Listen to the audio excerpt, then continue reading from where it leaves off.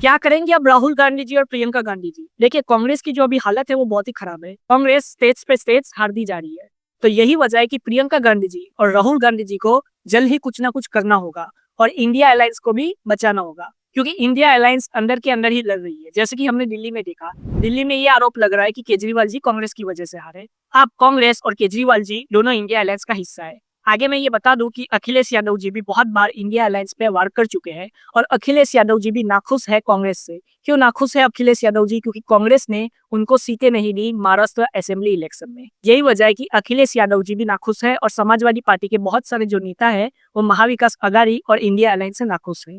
अब वहीं पे जो इंडिया अलायंस के अंदर लड़ाई चल रही है, इससे ये दिख रहा है कि इंडिया अलायंस जो है वो मजबूत नहीं है। तो अब इंडिया अलायंस को मजबूत कैसे करेंगे? तो इंडिया अलायंस को मजबूत करने का एक ही तरीका है कि प्रियंका गांधी जी, राहुल गांधी जी और इंडिया अलायंस के जितने भी नेता है उन सबको एक साथ आना होगा और एक साथ आके पब्लिक को वापस दिखाना होगा कि वो सब के सब साथ है और वो साथ में इलेक्शन लड़ेंगे। वहीं पे वेस्ट बंगाल में तृणमूल कांग्रेस जो है वो अकेले ही चुनाव लड़ेगी असेंबली इलेक्शन। जो वेस्ट बंगाल का असेंबली इलेक्शन है वो तृणमूल कांग्रेस 90% से ज्यादा चांसेस है कि वो कांग्रेस के साथ नहीं लड़ने वाली। अब बहुत सारे लोग ये कह रहे हैं कि कांग्रेस ने जैसे आम आदमी पार्टी का वोट दिल्ली में काटा, वैसा ही वोट ममता बनर्जी का भी वो वेस्ट बंगाल में काट सकती है। लेकिन इसके चांसेस बहुत ही कम है, क्योंकि राहुल गांधी जी बहुत ही कमजोर है वेस्ट बंगाल में। और मैं बता दूं, प्रियंका गांधी जी हो या कोई भी कांग्रेस का नेता हो, उनकी इतनी पॉपुलैरिटी नहीं है वेस्ट बंगाल में। जो उनके एक एमपी थे अधीर रंजन जी, वो भी चुनाव हार चुके हैं यूसुफ पठान से।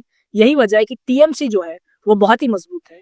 टीएमसी इंडिया अलायंस को पीछे से सपोर्ट तो करती है, लेकिन टीएमसी इंडिया अलायंस की मेंबर नहीं है। वो अपोजिशन पार्टी में आती है, मतलब कि वो कांग्रेस को सपोर्ट करती तो है, इंडिया अलायंस को जब भी सपोर्ट की जरूरत होगी वो सपोर्ट करेगी, लेकिन वो इंडिया अलायंस के अंदर नहीं आती। वहीं पे समाजवादी पार्टी जो है, डीएमके जो है, ये जो सारी पार्टियां हैं वो इंडिया अलायंस के अंदर आती है। इंडिया अलायंस में सबसे बड़ी पार्टी है कांग्रेस। तो कांग्रेस के लिए स्टेट्स जितना बहुत ही जरूरी है। कांग्रेस जिस तरीके से प्रदर्शन कर रही है, जिस तरीके से कांग्रेस स्टेट्स को लूज कर रही है, इससे तो यही पता चल रहा है कि कांग्रेस की जो अभी हालत है वो बहुत ही खराब है। यही वजह है कि कांग्रेस बहुत सारे जो स्टेट्स है उसमें जो उनके प्रदेश अध्यक्ष है और कमिटीज जो है उसको चेंज कर रही है। जैसे कि मैं बता दूं, हिमाचल प्रदेश, प्रियंका गांधी हिमाचल प्रदेश में एक्टिव हो चुकी है। वो हिमाचल प्रदेश के सीएम और बहुत सारे हिमाचल प्रदेश के जो एमएलएस है उनसे बातचीत कर रही है और वो चाहती है कि हिमाचल प्रदेश में कुछ सालों पहले बीजेपी ने तख्ता पलट करने की कोशिश की थी, लेकिन वो नाकाम रही। तो यही वजह है कि प्रियंका गांधी जी को हिमाचल प्रदेश की कमान जो है वो सौंपी गई है।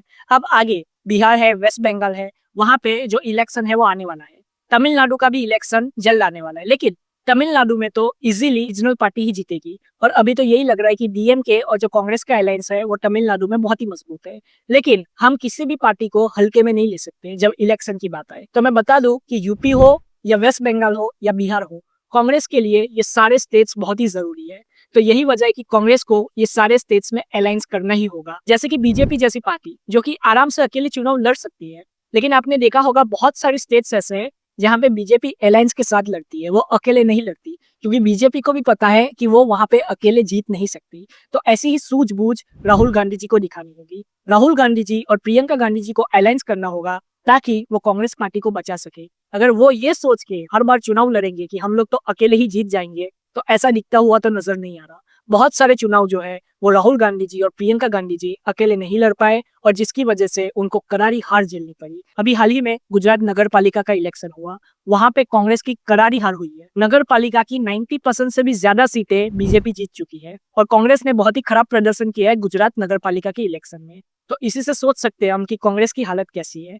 अगर कांग्रेस को अपनी हालत सुधारनी है तो प्रियंका गांधी जी और राहुल गांधी जी और खड़गे जी, इन तीन लोगों को काम करना होगा और कांग्रेस को वापस मजबूत करना होगा और जो इंडिया अलायंस है उसको वापस खड़ा करना होगा। आप अपनी राय कमेंट में जरूर बताएं। जय हिंद।